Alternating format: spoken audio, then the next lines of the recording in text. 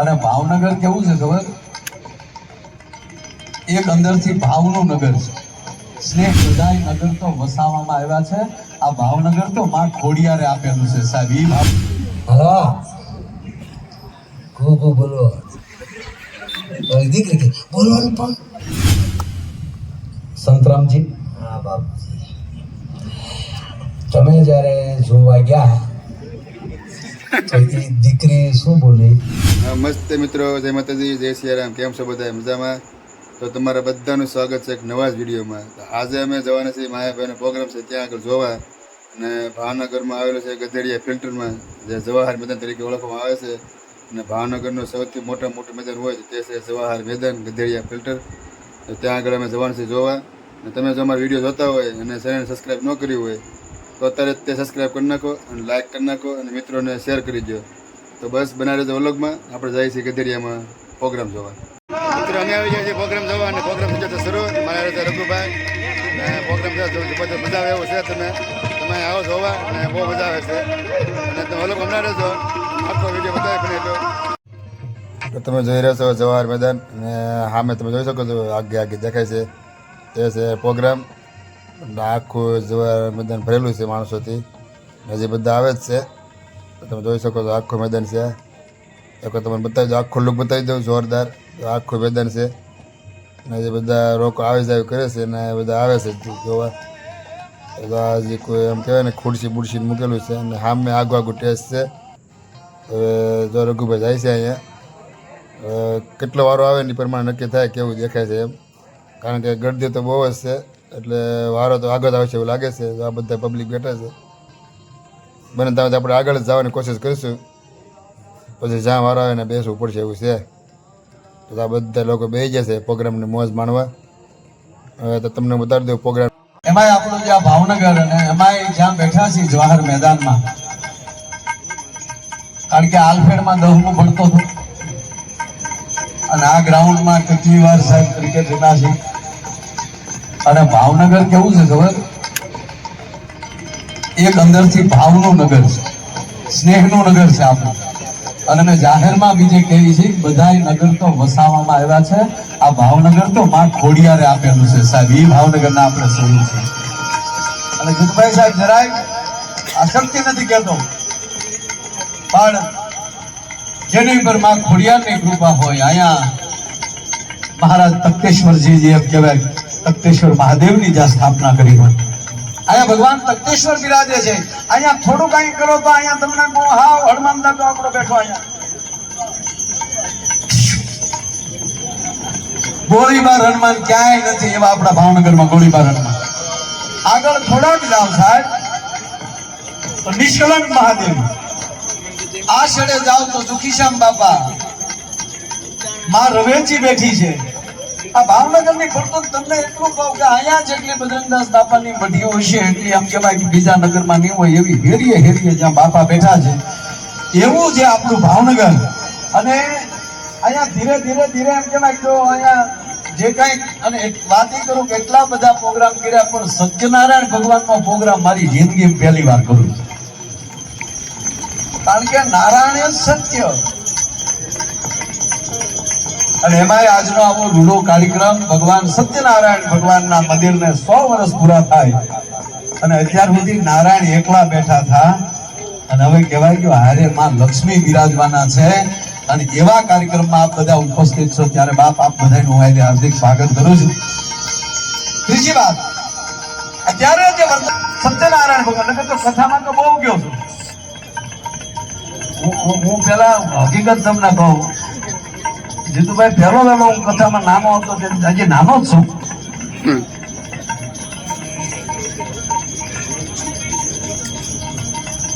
પણ મારા હું ખરેખર પ્રસાદ હાથું જાતો હતો.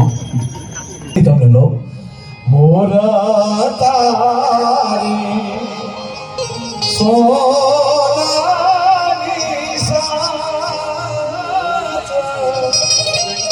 એ મોરા તારી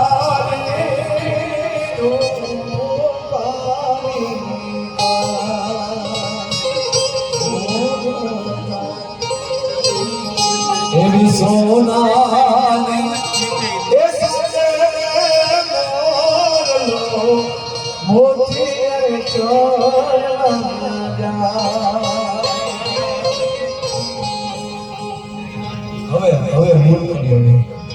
મોર જાજે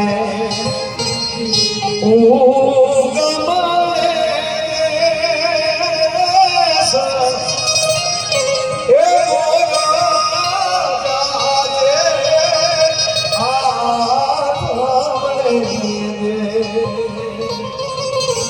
વળતા એ જાજે વેવાયો ને માંડલ લે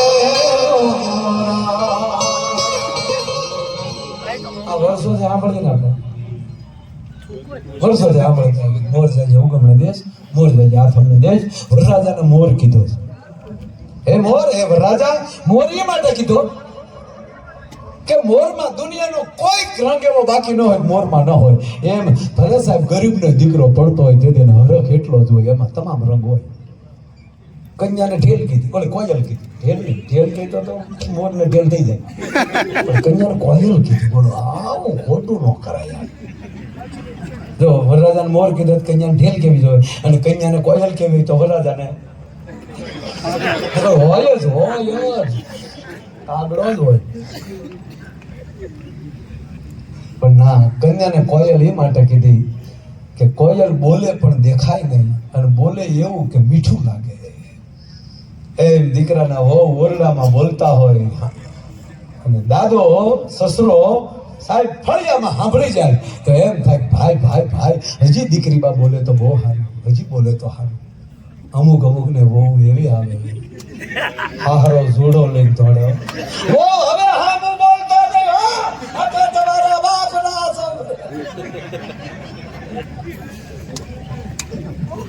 મને એક એ ન સમજાતું યાર કે આ બધા જો જમીનના ભાવ વધતા હોય સોનાના ભાવ વધતા જાય એકચ્યુઅલી કપડાના ભાવ વધતા હોય અમારા ભાવ વધતા ભાવ જ નથી જેમ જેમ વસ્તુ જે જૂની થતી જાય આપણે ઘી તમે રાખી ગયો ઘરમાં અને 5 વર્ષ જૂનું ઘી કરી નાખો તો એ ઘીનો ભાવ 15 ગણો થઈ જાય જેમ જૂનું થતું જાય એમ ભાવ વધે બરાબર આ બે માણસ જેમ જૂના થતા જાય ને ભાવ ઘટતો કેમ જાય તાજા હોય છે હવે હજી વ્યવહાર કર્યો હોય સંબંધ કર્યો હોય અને એ જે ફોનમાં વાતો કરતા કોઈ દિવસ જોજો ગામડામાં હવે તો મોબાઈલ આવી જાય વાયડ આડો છે વાત કરતા હાલો બોલો ઓય ફોન ચાલુ છે કવરેજમાં લોસા પડે છે ઓય એટલી ઉંમર છે ખબર ન પડતી છોકરા બે મને વાતો કરતા તો શરમ લાગે એક જ ભૂલ્યું તો ભાઈ હા ખૂબ બોલો દીકરી કે બોલવાનું પણ હું કરો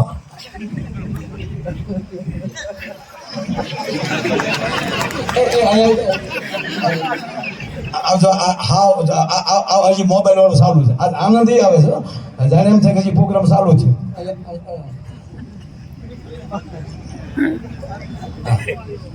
ખોટું બોલે ને એની માના હા હું પૂછું એટલું જો વધારે કઈ બોલતો ન કર તું પાછું કમા ગોળે પાછું કઈક કર આ મંજીરા વગાડે છે તાળીઓથી વધારે સંતરામજી હા બાપજી તમે જ્યારે જોવા ગયા તો દીકરી શું બોલી મેં બેન કહી દીધું સાર લઈને આવ્યો ને રકા બી સળકાઈ જવા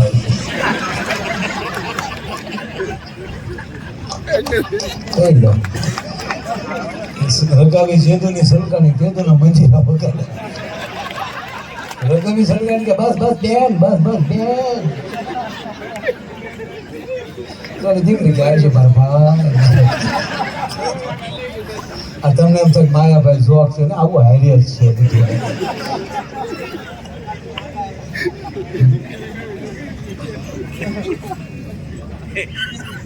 અરે એક જણો જોવાઈ ગયો હવે તો બધા જોઈને સપણ થાય ને જોવાઈ ગયો તાજો સુધરેલો રૂમમાં તમે જોજો પહેલી વાર જે મળવા ગયા હોય ને જોવા બેઠા ને છોકરો એકલા બેઠા ને ત્રાહી નજરે જોજો બહુ મજા આવશે મારો દીકરો એવો તાજો ડાયો છો હોય બોલે આમ બેઠા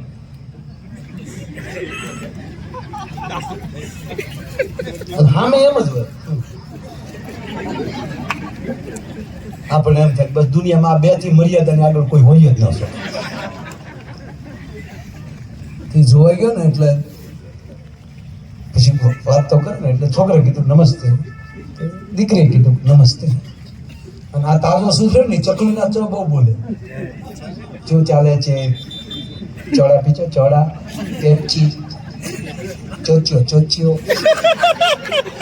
એટલે આપણે ખબર પડી જાય કે ઓછો ગયો આ દીકરા. એટલે દીકરીને સામે નમસ્તે નમસ્તે. દીકરી બહુ ડાય, ખાનદાન બાપની દીકરી, દીકરો એવો. નમસ્તે નમસ્તે.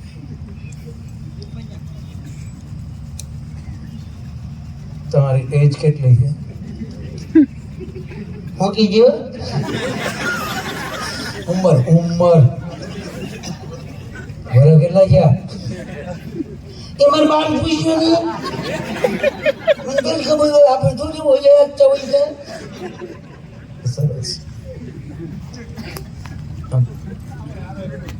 સ્ટડી મૂકી ગયો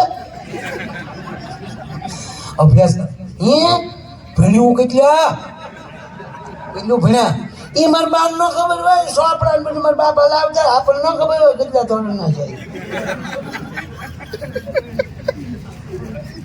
આ તો દાંત કટાવ એવું નહોતું. દીકરી દીકરો ભાઈ બેઠા નમસ્તે નમસ્તે.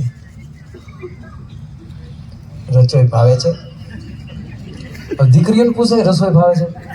છોકરાને પૂછે ગાડું આવડે?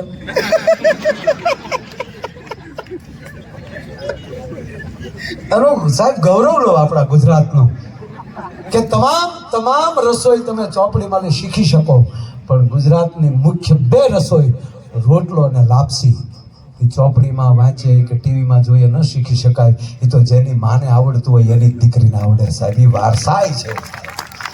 ખોડિયાર રાજી થાય અમુક લાપસી કરતું હોય, ચામુંડા રાજી થાય આવી મારી દીકરી લાપસી કરવા માટે. એટલે છોકરે કીધું રસોઈ ભાવે છે? કે હા ભાવે. શું ભાવે છે? દીકરી કીધું રોટલા રોટલી શાક દાળ ભાત લાપસી. હવે એટલું કહી દે પછી તો માણાના પેટનો જ બીજું પૂછાય નહીં. અચ્છા બધું ભાવે છે? હા રોટલા. અચ્છા બાજરાના લોટનું શું થાય? એટલે દીકરી કીધું કે રોટલા થાય, સરમિયા થાય, પાપડ થાય. Okay good all right. ઘઉંના લોટનું શું થાય? રોટલી, શીરો, ખીસી. Good all right okay.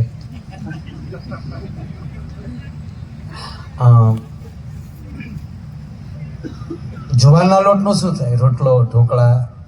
ગુડ. દીકરીને શું કે આ વ્યવહાર કરવા આવ્યો કે આ કાફરને લોસ કરવી ચાલે? ખાનદાન બાપની દીકરી બોલે તો નહીં કાંઈ, પણ પછી વધતું જતું હતું દીકરી. અચ્છા મકાઈના લોટનું શું થાય? કે એને રોટલા થાય, ઢોકળા થાય. અચ્છા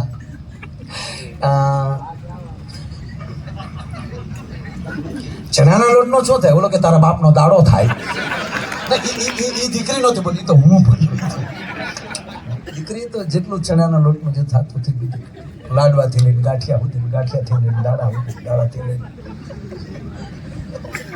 પુડલા સુધી. કઢી, ચણાના લોટની કઢી. ચરચ એકચ્યુઅલી પાછો ફરી જાય ને તો બહુ સારું, પણ પાછો આ દોઢ ડાયો માની લો કે આપણા ઘરે હજી તો વ્યવહાર નથી. આપણા ઘરે મહેમાન આવ્યા હોય તો તમે શું કરો? દીકરી કીધું કે જમવાનું ટાણું હોય તો જમાડી દો, ચાનો સમય હોય તો ચા પાવો. જમવાનો જ સમય છે, શું કરો? કે તું જમાડી દઉં, રસોઈ બનાવી નાખું. આપણા ઘરમાં લોટ ન હોય તો તમે શું કરો? કે તમને ખબર ન પડે એમ કે દળી નાખું. આપણા ઘરમાં અનાજ ન હોય તો તમે શું કરો? તમને મહેમાનને ખબર ન પડે પાડોશીમાંથી ઉછીનું લઈ લઉં. આપણે પાડોશી સાથે સારા સંબંધ ન હોય તો તમે શું કરો? તમને મહેમાનને ખબર ના પડે એમ બજારમાં વેચાતો લઈ આવું. આપણા ઘરમાં એક પણ રૂપિયો ન હોય તો તમે શું કરો? અરે કે મારું ઘરેણું વેચી નાખું. તારી માથે એક પણ ઘરેણું ન હોય તો તમે શું કરો? અરે વાસણ વેચી નાખું. પણ મહેમાનને ભૂખ્યા ન દેવા જવા દો, મારા બાપની લાજ જાય. આપણા ઘરમાં ઠીકરાના વાસણ સિવાય હોય તમે શું કરો? બોલે એ ફડા ખબર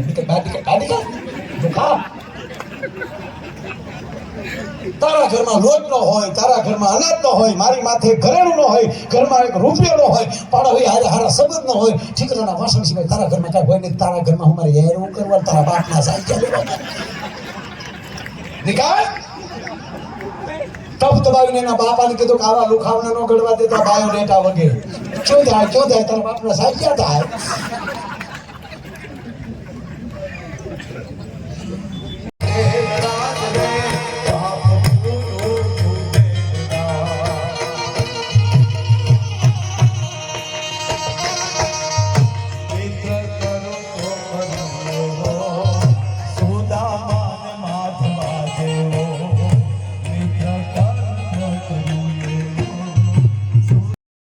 હવે મિત્રો પ્રોગ્રામ થઈ જશે પૂરો. તો બધા હવન ઘરે બધા નીકળી જશે. તો આખો મેદાન ભરેલું હતું માનવ મેરામણથી, અને બધા લોકો જાય છે ઘરે. અને પ્રોગ્રામમાં ખૂબ મજા આવી, માયાભાઈ ખૂબ હસાવ્યા. તો બધા પબ્લિક જાય છે ઘરે. તો અમે પણ હવે સોડા બોડા પીને પછી ઘરે નીકળીએ. અહીંયા તમે જોઈ શકો છો કે સોઠાથી જેવું વાહન છે, અને એ વાહનની અંદર સોડાનું મશીન મૂકેલું છે, અને દુકાન જેવું બનાવેલું છે. તમે જોઈ શકો છો અહીંયા. મૃગુભાઈ સોડા કેમ છે? સ્ટ્રોંગ છે. સોડા પીવા ઉભા થઈ જતો. હું રઘુભાઈ બે દુકાન બધી ખુલ્લી જ છે અત્યારમાં. સોડાના વેફર ને બધું પી લઈ, અને થોડોક નાસ્તો પણ કરવાનો બાકી છે. હજી નાસ્તો કરશું પછી મોડે છે. દાળપુરી ખાવા જાય. કઈ પૂરી? અત્યારે ત્યાં દાળપુરી મળશે. અત્યારે દાળપુરી ગોતે રાતને 12 વાગે, તો દાળપુરી ખાવી છે. કાંઈ વાંધો નહીં, ગોતશું આપણે રોડે જઈને. રાતના 2 વાગે અમે દાળપુરી ખાવા આવ્યો હું રઘુભાઈ. ને દાળપુરી મસ્ત બનાવે છે. સરનામું કયું છે? મોસી બજાર. જે આપણે ભાવનગરનું મોસી બજાર આવે છે ત્યાં આગળ આવેલું છે, અને મજા આવી ગઈ.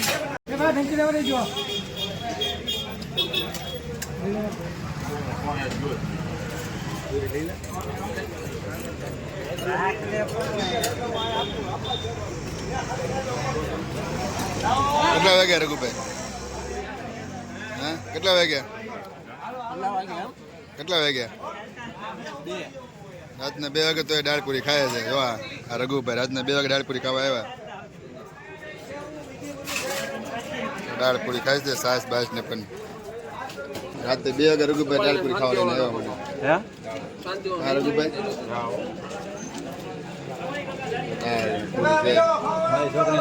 હા